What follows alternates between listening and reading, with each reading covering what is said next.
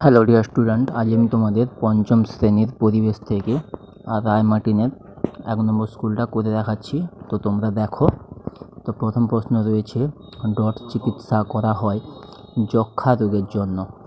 1-2 দেখো, দোআঁশ মাটিতে বালি ও কাদার পরিমাণ সমান।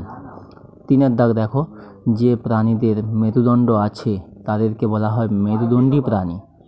2-2 দেখো, আকর্ষ হলো পরিবর্তিত পাতা, কথাটা ঠিক।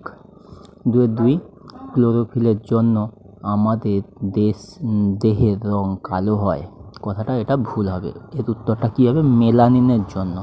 ঠিক আছে।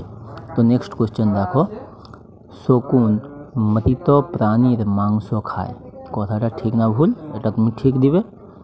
3 দাগ দেখো, যে কোনো 4টি উত্তর বলেছে। 3-1 অ্যানিমিয়ার লক্ষণগুলি কী কী? এর উত্তরে তোমরা লিখবে, নখের মাঝখানটা চামচের মতো বেঁকে যায়, নখ ফ্যাকাশে হয়ে যায়, আর কি হয় না ও ফেটে যায়। ঠিক আছে। তো 3-2 কালো মানুষের সম্মানের জন্য কে কে লড়াই করেছে? এর উত্তরটাই লিখবে, মহাত্মা গান্ধী ও